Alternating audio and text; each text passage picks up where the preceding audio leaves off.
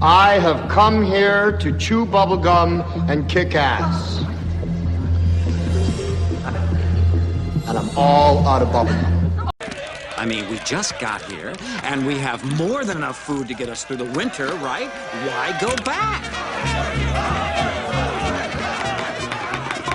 But there was that ant that stood up to me. Yeah, but we can forget about him. Yeah, it was just one ant. Ooh. One ant. Yeah, you're right. It's just one ant. Yeah, boss, they're puny. Puny? Say, let's pretend this grain is a puny little ant. Did that hurt? Nope. Well, how about this one? Are you kidding? Well, how about this?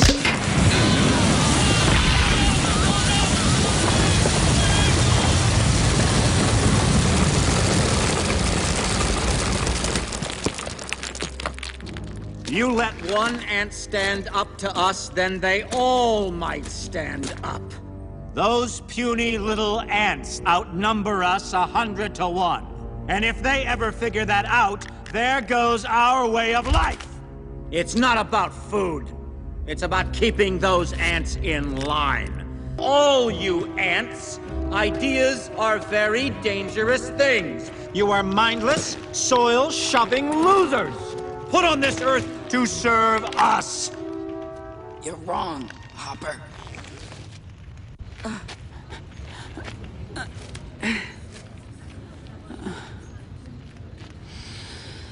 Ants are not meant to serve grasshoppers. I've seen these ants do great things. And year after year, they somehow manage to pick food for themselves and you. So who is the weaker species? Ants don't serve grasshoppers. It's you who need us.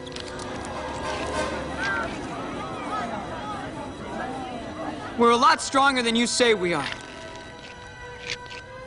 And you know it, don't you?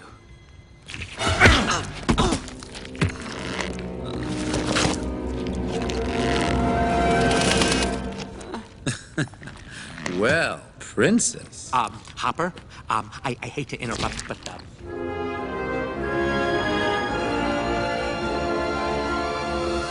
You ants stay back!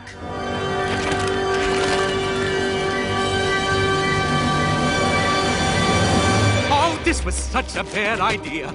You see, Hopper, nature has a certain order. The ants pick the food, the ants keep the food, and the grasshoppers leave.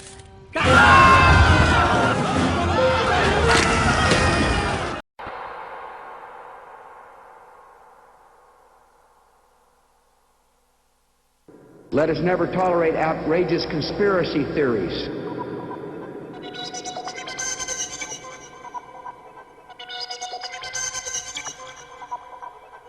We have got to realize we're being conditioned on a mass scale. I don't know about you, but I'm concerned with what's happening in this world. I'm concerned with destruction. I'm concerned with the systems of control, those that control my life and those that seek to control it even more.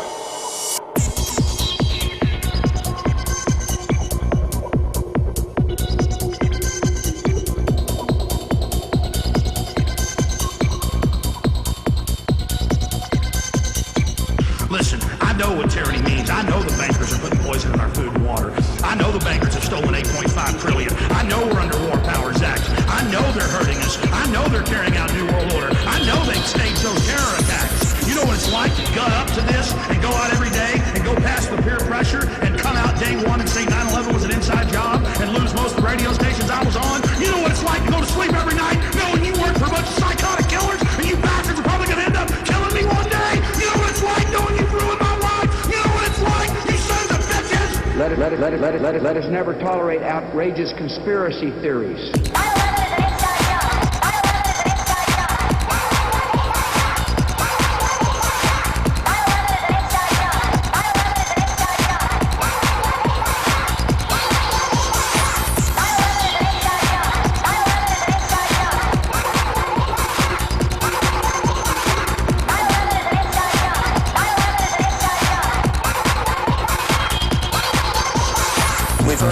series of secondary explosions after the aircraft impacted, whether in fact there wasn't something else at the base of the towers that in fact were the coup de grace to bring them to the ground.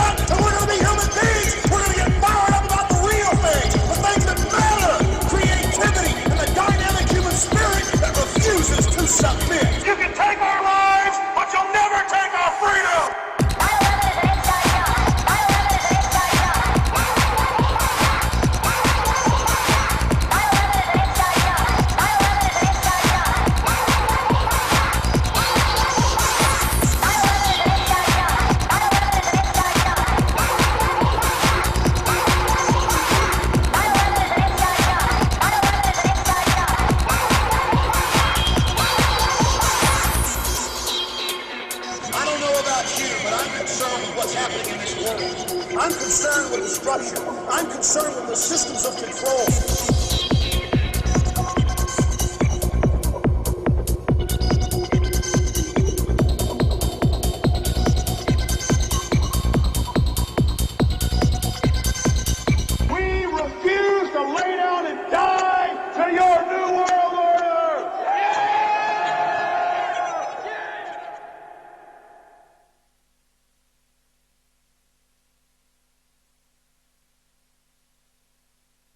You know, there's a number of these animated movies that have come out, which have told the story. Basically, there was A Bug's Life and came ants. out where a few grasshoppers were controlling millions of ants through fear and intimidation, and the way they did it and the words spoken by the leader grasshopper about what you need to do for the few to control the world were absolutely straight off the pages of Illuminati,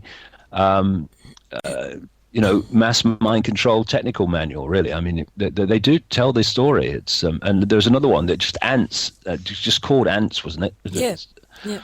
That was another story of how millions of ants were being led to total destruction by a few leaders. You know, the tail's wagging the dog. That's the thing. And you know, I was looking at it because obviously now I'm turning my mind to Australia because nearly coming there because I like to research places as close to the time that I'm going as possible because then it's all fresh in my mind.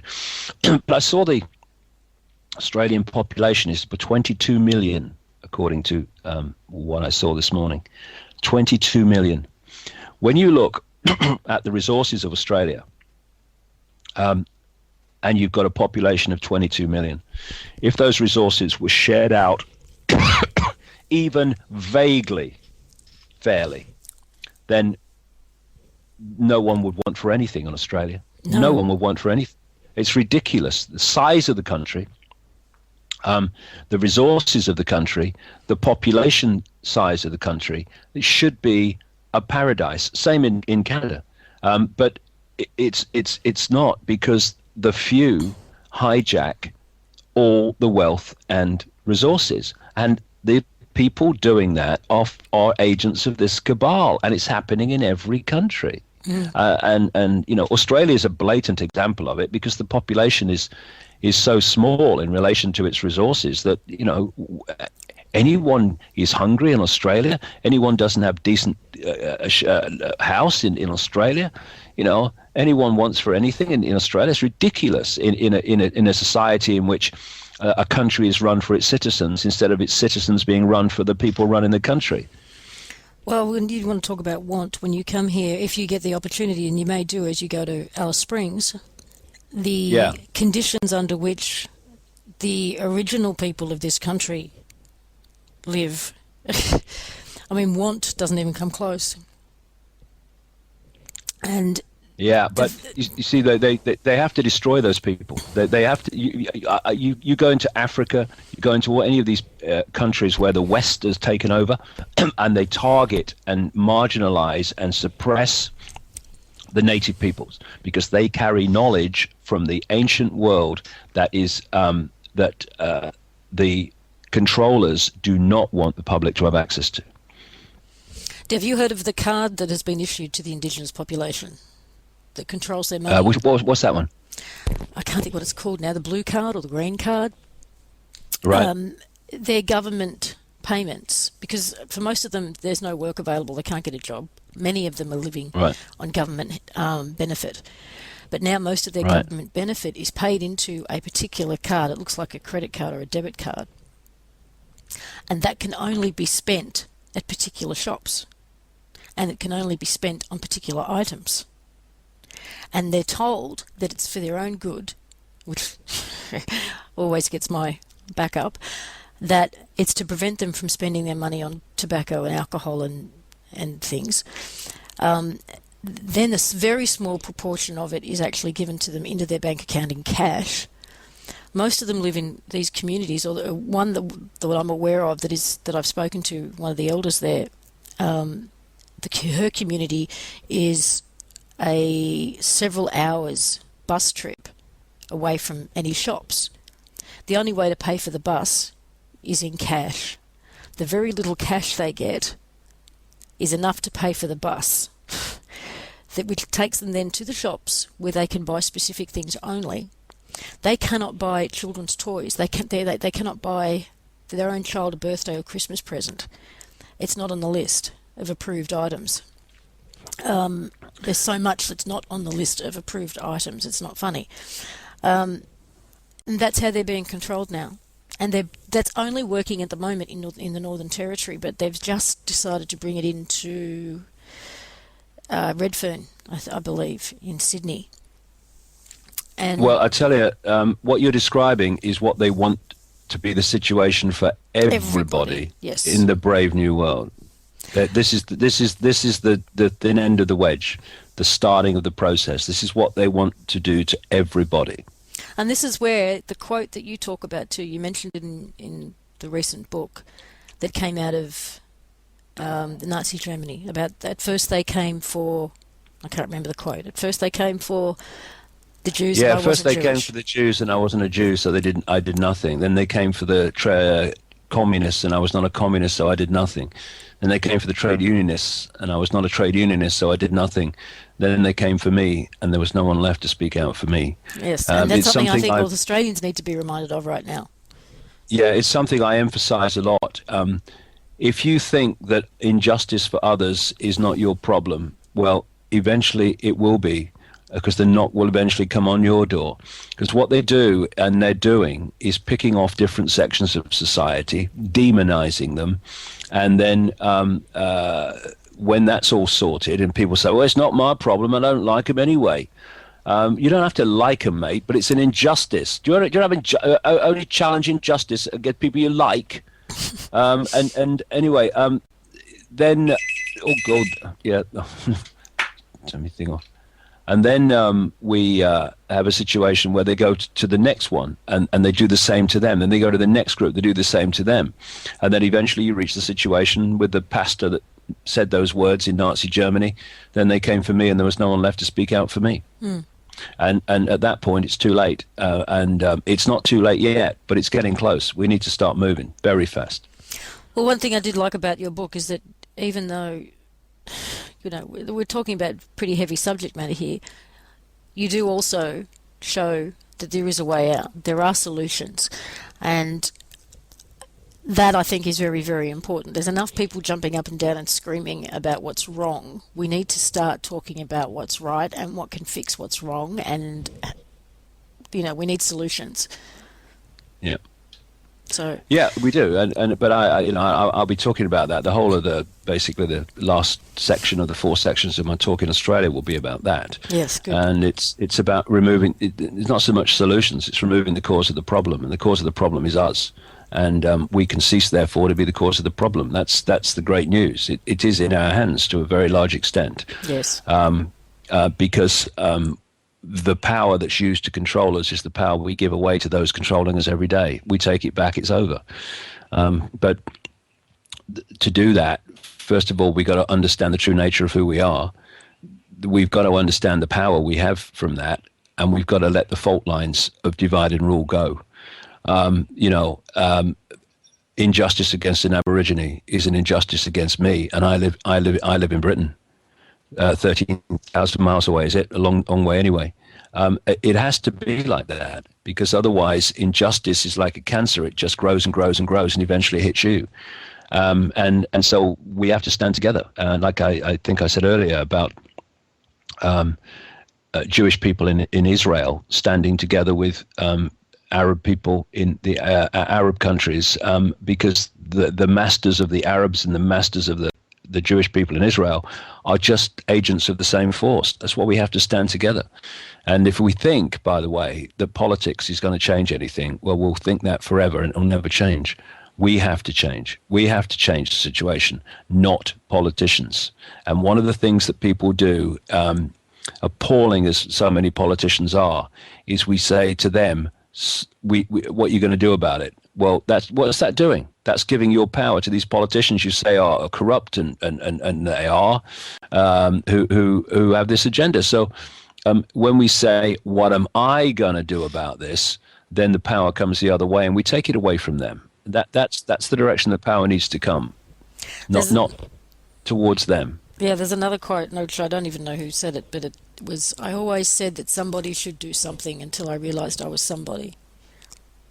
Yeah, I mean, what was it Gandhi said was the effect of you are the change you've been looking for, or you are the ones you've been looking for. You're the ones you've been waiting for. I mean, we wait for the cavalry to come over the hill with a bugle blaring, and we are the cavalry. So don't wait. Just look in the mirror, you'll see it. It means unity.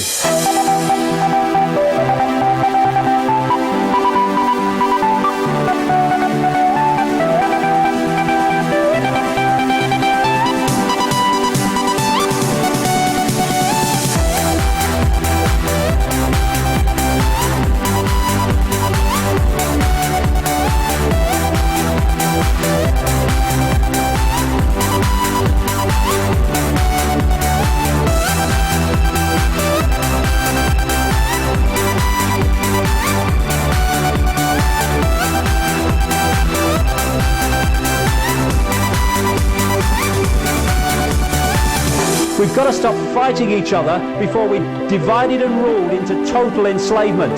The power that is used to enslave us is the power we give to the enslavers every day. They don't have power, they have our power. We give it to them.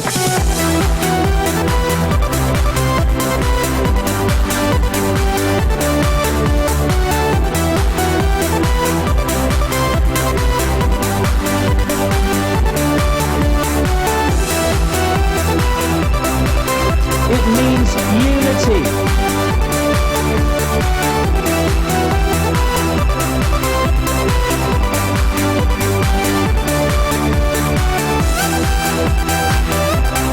Unity.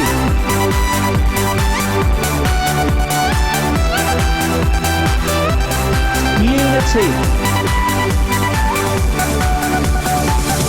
This world has been created as we experience it, by billions of people deciding every day, what do I do in the interests of me?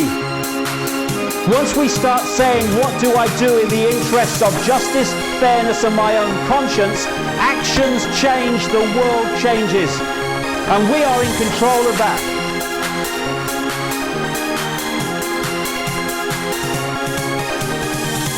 If we stopped making decisions about our actions based on what is right for us in the moment and started doing what we knew to be right by conscience and justice, this world would transform. It needs unity. Unity.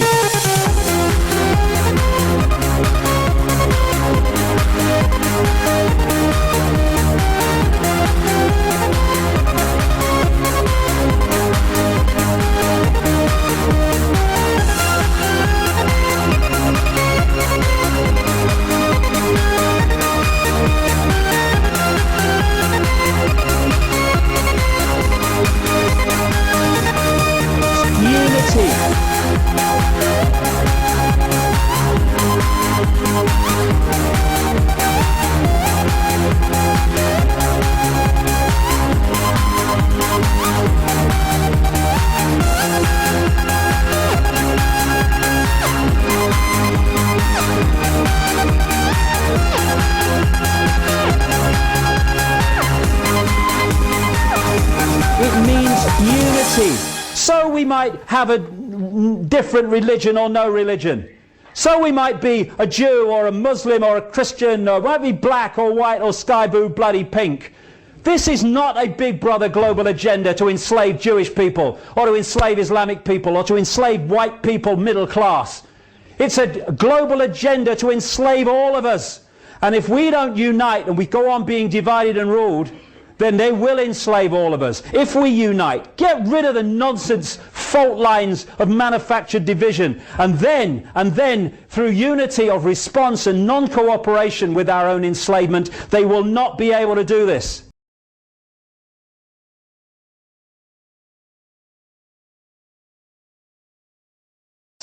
Yeah. Well, I better go and I'm sitting there. I've not even had a bath this morning. I did get you just after you woke up, so. I did. You did, yeah. But never mind. There's no one else here, and that's very comforting for anyone who might potentially be here and see me before I've had a bath. Well, have a great day, and I look forward to meeting you when you come to Sydney. That'll be great. Lovely.